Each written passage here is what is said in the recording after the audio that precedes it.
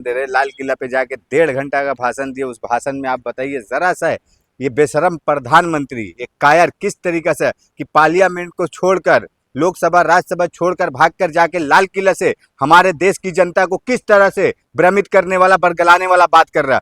कैसा प्रधानमंत्री है, इसको तो चुल्लू भर पानी में डूब मरना चाहिए। 12 साल में क्या किया? कुछ नहीं किया। और उसके बाद बता रहा क्या 1947 तक 2047 में विकसित भारत। अरे भाई 12 साल में तूने भीख मंगवाने वाला काम कर दियो हमारे देश की जनता को। वहां पे खाद यूरिया रेलवे ट्रेन क्या क्या नहीं।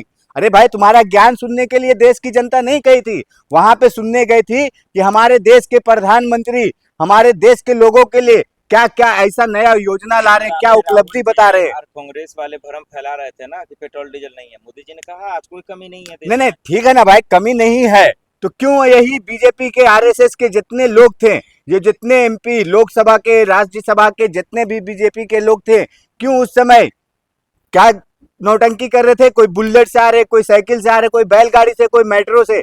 उस समय क्यों बोले थे मोदी जी? आप मालूम क्या बोले थे मोदी जी ने? खाने का जो तेल है, खाने का तेल तक के लिए बचत करो आपने बताए थे। और आज आप जाके वहां पे ज्ञान दे रहे हैं। मतलब देश की जनता को ये लोग सोचते थे ना कि जो हम बोल देंगे ना वही सुनेगी वही समझेगी। तो देश की जनता अब जागरूक हो चुकी है और देश की जनता समझ चुकी है कि पिछले 12 साल में इन लोगों ने क्या क्या किए हैं, किस तरीका से, कहां पे ऐसा ऐसा कोई ना ऐसा मोमेंट है कि जो ये बात बोले वो सच हुआ। आप देखिए नोटबंदी किए, कितने लोग मर गए, क्या हुआ? नोटबंदी करने के बाद 99.7% पैसा वापस आ गया। कुछ हुआ? रघुराम राजन जी क्या किए थे? इस्तीफा दे दिए। क्यों दिए? क्या हुआ? कुछ पता चला? ये लोग है ना नौटंकी करने वाले हैं। जीएसटी लाए वही, आज देख लीजिए एमएसएमई सेक्टर पूरी तबाह हो गई, बर्बाद हो गई, लेकिन उसके ऊपर कोई ज्ञान बयान नहीं दे रहे। बाबा रामदेव से मिल लीजिए ना, वो भी तो मोदी जी के खिलाफ बोल रहे हैं। नहीं नहीं, बाबा रामदेव जी जो मोदी के खिलाफ बोल रहे हैं, मेरे को तो ये नहीं समझ में आ रहा है कि बाबा रामदेव जी को ना लगता है कि अब राहुल गांधी जी का पलड़ा भारी दिख रहा है।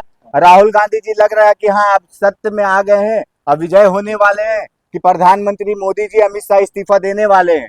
और इसलिए रामदेव बाबा चाह रहे कि हमारे कहीं से तो कुछ चले करके। अब देख लीजिए किस तरीका से कांग्रेस जैसे बोल रहे ना, कांग्रेस को ये लोग मुफ्त करने की एक बात कर रहे थे, कांग्रेस मुक्त भारत बनाएंगे। आज क्या हो रहा? आज कांग्रेस युक्त हो रहा। जो यही रामदेव किस तरीके से उस समय बयान देते थे कांग्रेस के खिलाफ कि 20 रुपये 35 रुपये पेट्रोल चाहिए या 70 रुपये 55 रुपये चाहिए, तो आज क्यों नहीं, इतना दिन के बाद क्यों रामदेव को याद आया कि भाई 35 रुपये पेट्रोल, छात्रों का लीक पेपर का, या विपक्ष को बोल रहे क्या विपक्ष को किस तरीके से रहना चाहिए अपने परिवार के जैसा। अरे तो परिवार तो विपक्ष का काम कर रहा है लेकिन सत्ताधारी नहीं कर रहा। तो अचानक से ये पलटी जो मार रहे हैं बाबा रामदेव मोदी के खिलाफ, क्या मतलब समझा जाए? मतलब यही है कि देखिए जननायक राहुल गांधी जी के नेतृत्व में हिंदुस्तान में दूसरी सरकार बनने जा रही है। प्रधानमंत्री नरेंद्र मोदी, अमित शाह, ये लोग इस्तीफा देने वाले हैं। क्योंकि ये लोग जो इतना आपने देखे ना पार्लियामेंट सेशन 20 दिन पार्लियामेंट चला, एक भी दिन नहीं आए। उसके एक दिन पहले अमित शाह क्या क्या बयान था? हम लिखित देते हैं 3 बजे से, आज 3 बजे से बोलिए बैठक में हमारे, कल हमारे। क्या हुआ? दूसरे दिन भाई लोगों ने किए इंतजार कि हाँ भाई अमित शाह मोदी जी आएंगे, कुछ तो बोलेंगे। छात्रों पे जिस तरीके से लाठीचार्ज हुआ, बर्बरता हुआ, राम मंदिर का चोरी के ऊपर कुछ तो बोलेंगे। जिससे सुबह सुबह देखे ना, हमने भी देखे, लोकसभा टीवी देखे, हम बोले भाई क्या बात है, मोदी जी अमित शाह तो आ गए। बहुत खुशी हुई कि अब तो ये जो विपक्ष के नेता को बोल रहे ना भाग जाएंगे, तो शायद भाग जाएंगे तो ये देश की जनता देख लेगी कि भाग रहे कौन, भगा रहे कौन।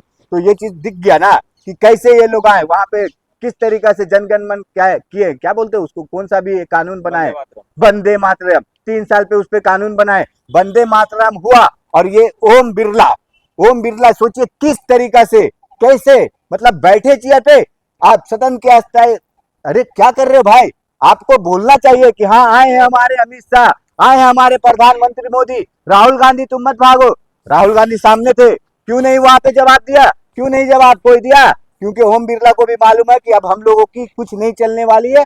अब इन लोगों के हाथ में सत्ता जा चुका है, क्योंकि जननायक राहुल गांधी जी ने बोले ना, पीएमओ से भी रिपोर्ट आ रहा है उनके पास कि कैसा क्या हो रहा, किस तरीका से ये लोगों के ना आपस में अंदर में खटपट चल रहा बीजेपी में।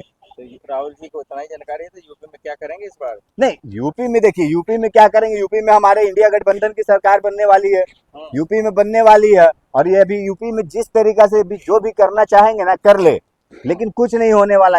जो बाबा योगी आदित्यनाथ है ना, उनकी भी बाबागिरी और बुलडोजरगिरी सब खत्म हो गई अब। योगी को भी हराने वाला कोई पैदा लिया है? अरे देखिए, योगी को हराने वाला, मोदी को हराने वाला, ये सब चीज है ना जुमलेबाजी। आप लोग मीडिया के तौर पे अपने जो बोलते हैं ना, आपके भक्त लोग होंगे अनभक्त, उन लोगों के लिए कीजिए। योगी कोई बहुत बड़ा बोलते हैं ना, वो जो मोदी बोलते थे ना कि हम वो क्या बोलते हैं, बायोलॉजिकल अननोन बायोलॉजिकल, तो वैसा बोलते थे ना, तो वैसा योगी जी मोदी जी नहीं है जरा। ये लोग भी इंसान है, इन लोगों को भी देश की जनता चुन के भेजती है और चुन के लाई है। और इनको ना सत्ता में किस लिए लाई है कि हमारे जनता के लिए जो काम करने के लिए, कि हाँ भाई आप किसी के शिक्षा के लिए, स्वास्थ्य के लिए, सड़क के लिए, बिजली के लिए, पानी के लिए क्या कर रहे हैं, इसके लिए। लेकिन क्या किए योगी जी ने? कितना स्कूल बंद हो गया, क्यों? कुछ किए?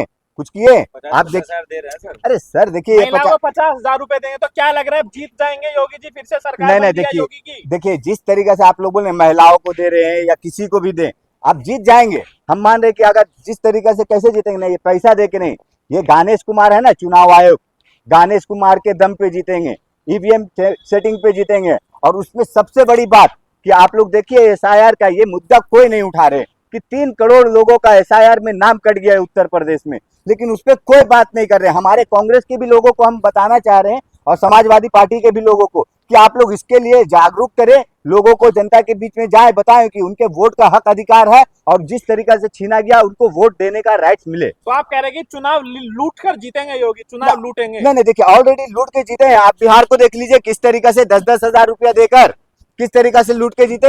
आप बंगाल को देख लीजिए, बंगाल में 8,000 रुपया, 50,000 सेना फोर्स डाले, उसके बाद किस तरीके से एक गुंडे को वहां पे भी बैठा ले, बिहार में भी, और उत्तर प्रदेश में भी वही होगा अगर होगा तो। लेकिन देश की जनता जागरूक हो चुकी है। उत्तर प्रदेश में इस बार इन लोगों की दाल नहीं गलने वाली है, क्योंकि उत्तर प्रदेश में राम मंदिर चोरी हो, जिस तरीके से बनारस में घाट को तोड़ा गया, मंदिर को, पुराने मंदिर को, बनारस में दाल मंडी में देख लीजिए किस तरीके से हाल हुआ।